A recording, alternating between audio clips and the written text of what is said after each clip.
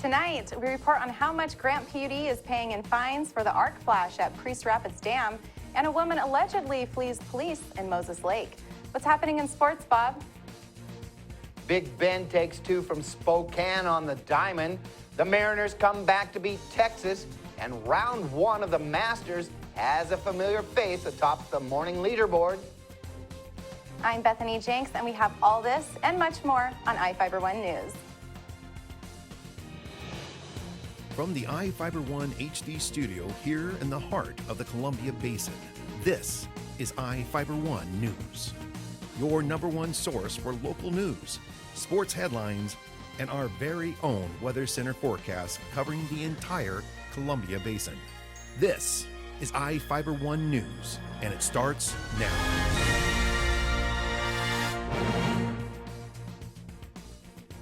Grant PUD is going to have to pay $35,000 in fines after safety violations led to an arc flash at Priest Rapids Dam. The Washington State Department of Labor and Industries announced the fine on Wednesday.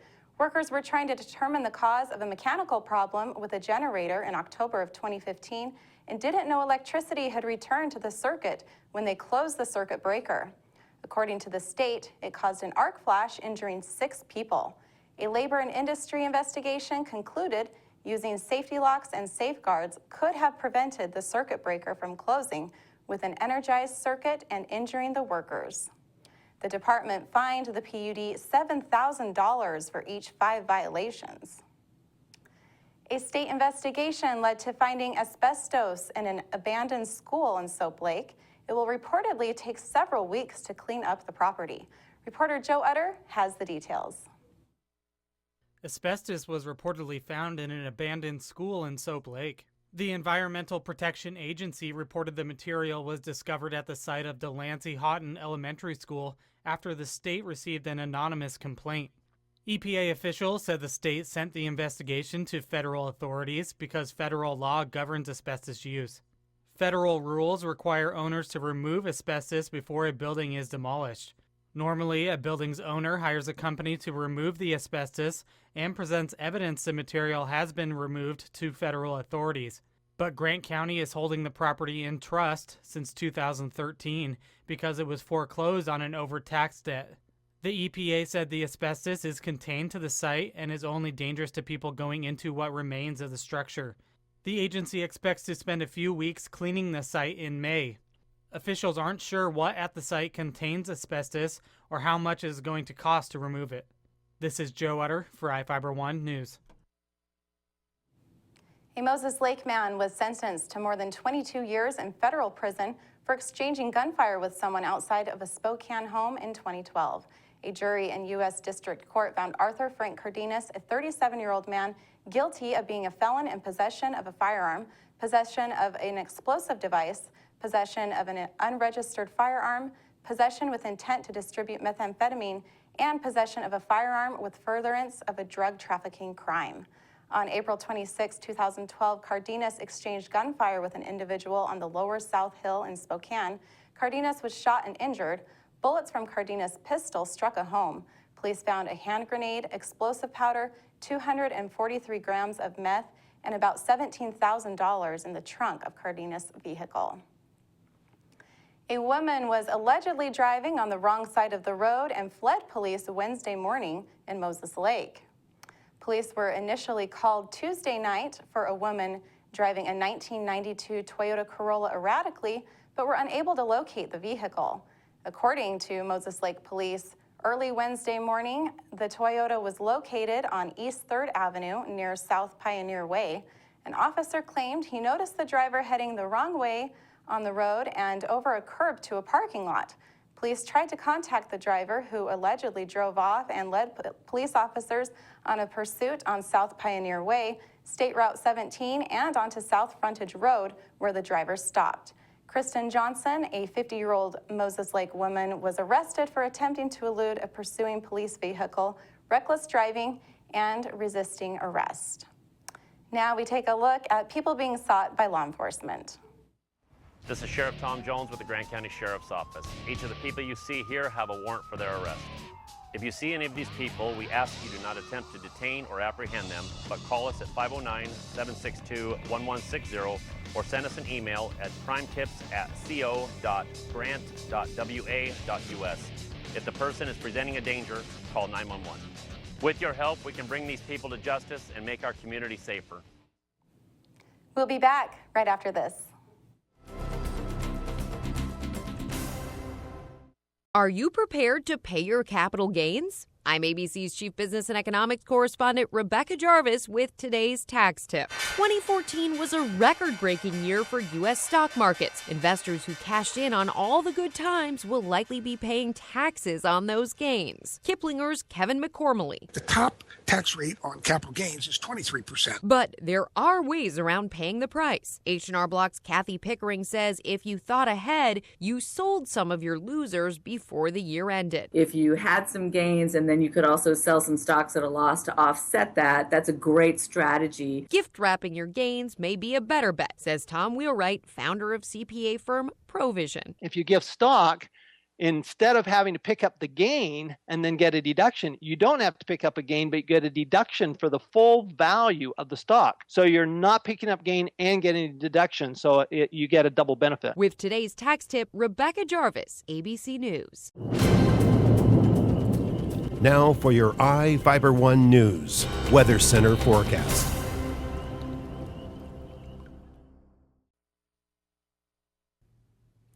Hi everybody, meteorologist Don Morelli with you here on iFIBER Channel 1 News weather. I sure do hope you got out and enjoyed a beautiful day today. If you didn't, you have tomorrow. If you can't tomorrow, you have Saturday, Sunday. Boy, does it look nice. Your forecast, by the way, here on iFIBER Channel 1 News weather is brought to you by Barry Motors. What a great sponsor. One great place to buy and service your car. Now, looking forward to this weekend. Again, very nice spring-like weather in tap. Warmer than normal temperatures. How much? 15 to 20 degrees above normal. But we do see a little cooling trend into next week. And the other concern, it is prescribed burning season across portions of the state. So at times we might see some trapped smoke or haze in the skies. But all in all, that's the only negative thing I can see because it certainly looks gorgeous. And it was gorgeous today, wasn't it? 79 and 39 degrees today. The record 81. Now tomorrow's record is 79, set back in 1996. Almost forgot there. And in fact, not only here in Ephrata, but in Moses Lake, the exact same day in 1996, the record was set there as well, and the same temperature, 79. So looks like we're going to be adding a few degrees tomorrow, so I think tomorrow's records, both in Moses Lake and here, have a good chance of being broken. 77 degrees right now, just a beautiful evening setting up. Beautiful clear skies.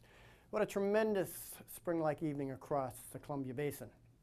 Taking a look at the forecast, actually, for the clouds and precipitation, we have systems blocked in our area, a nice dome of high pressure over us, keeping things from the Pacific from entering our vicinity for a few days.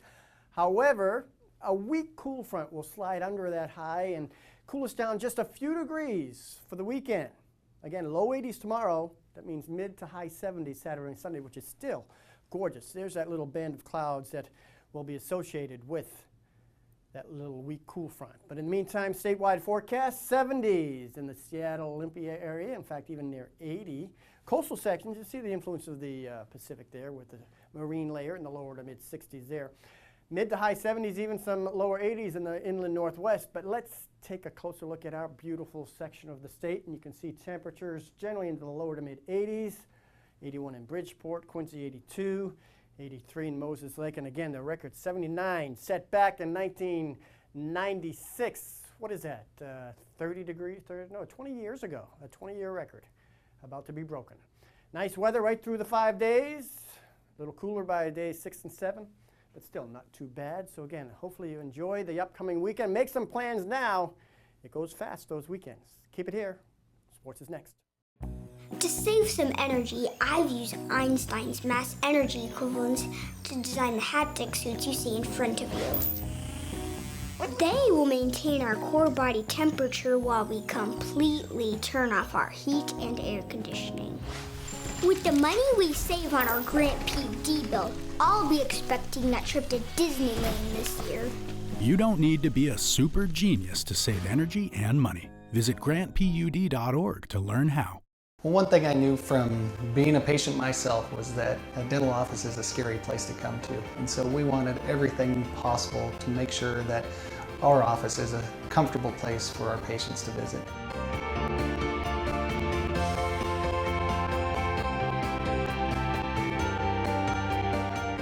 The patients that I have, my clients, have made me a part of this community, and we want to give back in every way possible.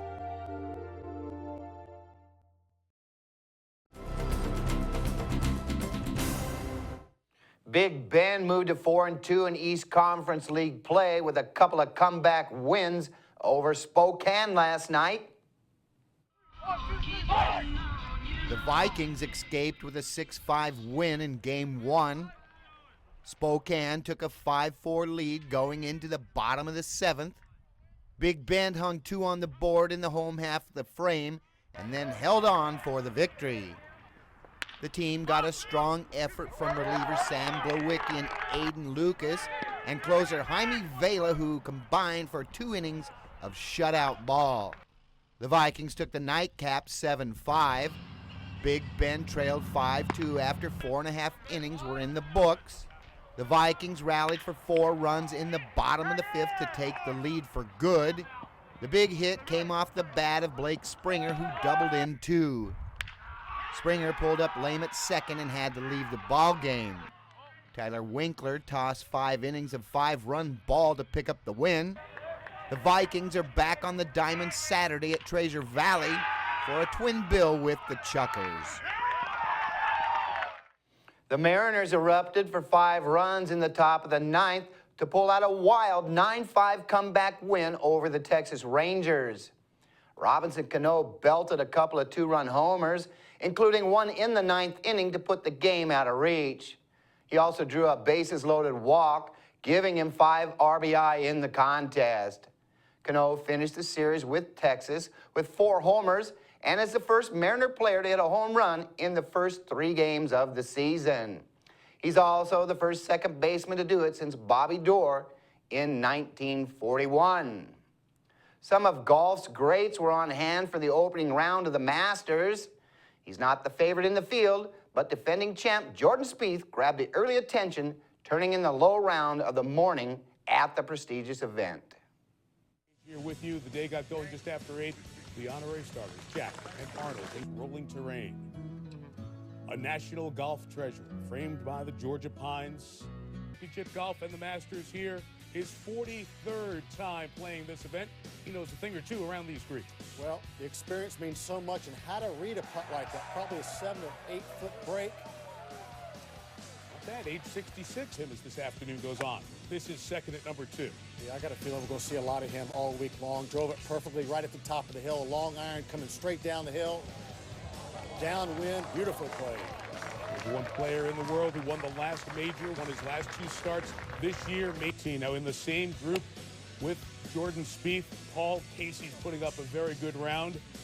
Remember yesterday, the par 3 contest, all the aces, we saw 9 of them. Casey knocks it stiff at 16. Pretty easy hole location, but this is Augusta National and has a game that fits here. Branch Snedeker for birdie from just over the 4th green. And he's playing much better. Remember, he led here 3 years ago after 3 rounds. At 16. This just keeps the momentum going. Straight up the hill, maybe a little left to right. Putts like he did last year. If he does that, it'll be tough to beat. He's had a bad year. He's had a good season, but we're expecting special stuff.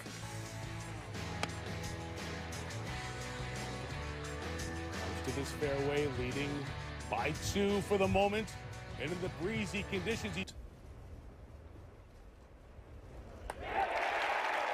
How about it? 66.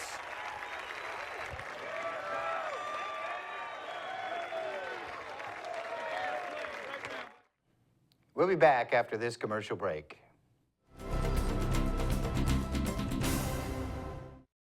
Whether you're looking for a bigger car to support your growing family, a new truck for your business, or something to pull that toy of yours, we've got you covered at Barry Chrysler Dodge Jeep Ram and Ephrata.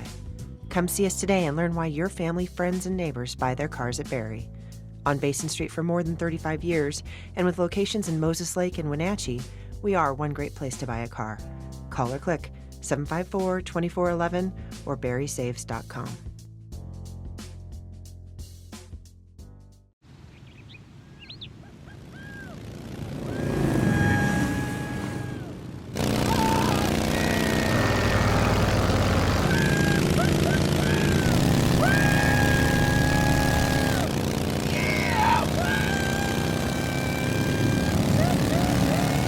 Experience speed like never before when you connect to Grant PUD's high-speed network. Visit grantpud.org to learn more.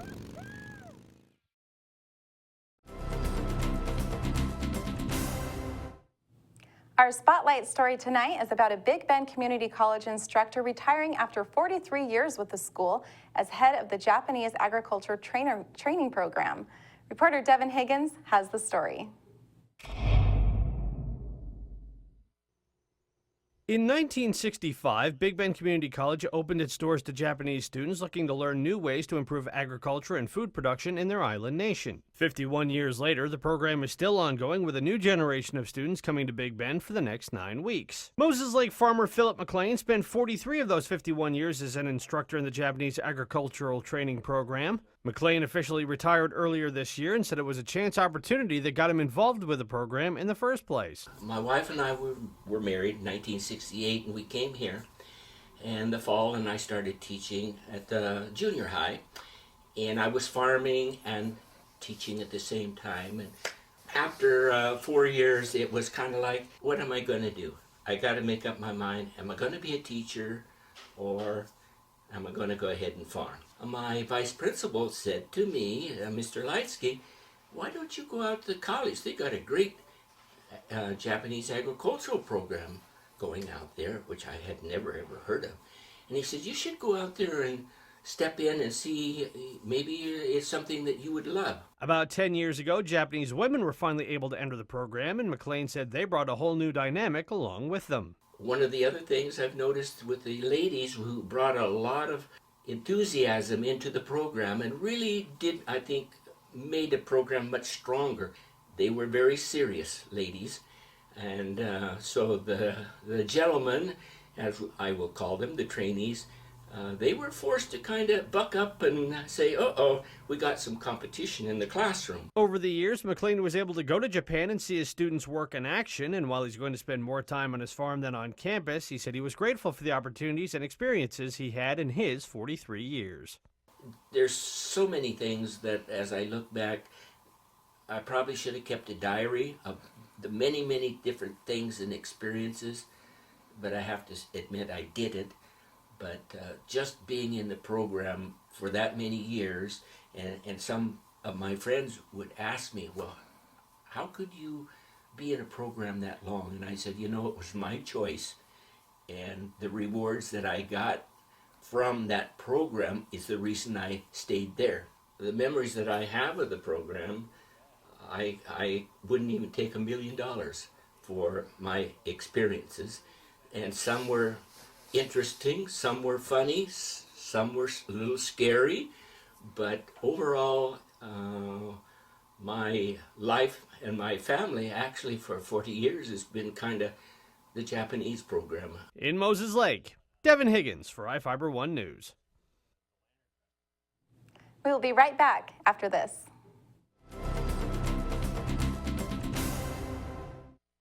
You don't have to drive to Seattle for exceptional cancer care. Confluence Health's cancer program delivers world-class care close to home. We have a highly experienced oncology team in a state-of-the-art facility, and we're a member of the Seattle Cancer Care Alliance, which gives our patients access to world-renowned therapies developed at Fred Hutchinson, the University of Washington Medicine, and Seattle Children's. Together with the SCCA, we're delivering world-class cancer care close to home.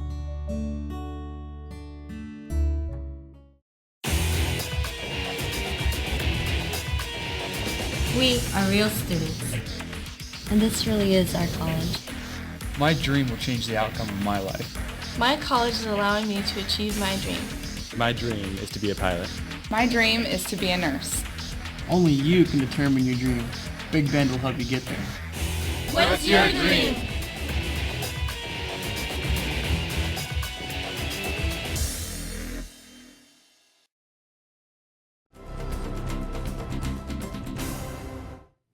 Welcome back.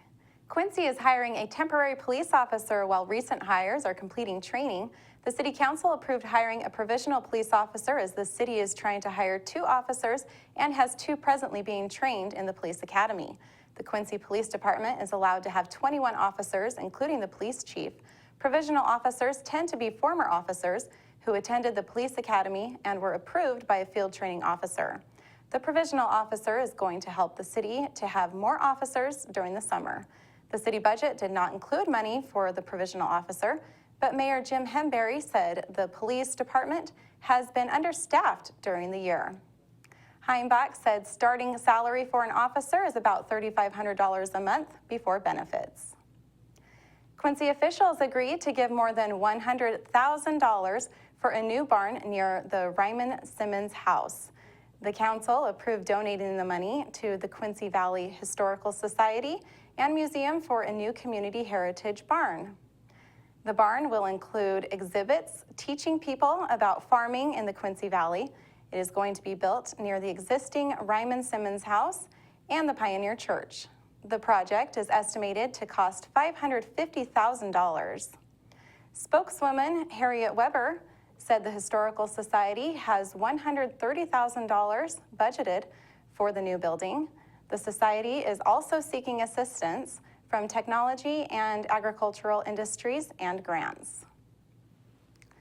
People can learn about preventing sexual assault during a free showing of the award-winning film The Hunting Ground on April 13th in Moses Lake. New Hope Domestic Violence, Sexual Assault, and Crime Victim Services is partnering with Big Bend Community College student clubs to host the free showing at 6 p.m. at the college's A-Tech building. Current and future college students and their parents are encouraged to attend the film. The Hunting Ground follows stories of students who have been victims of sexual assault on college and university campuses and provides information on rape culture, sexual consent, and victim support.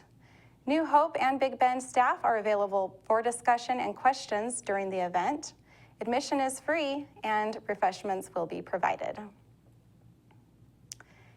In Northwest news, it was a busy week for Idaho Governor Butch Otter.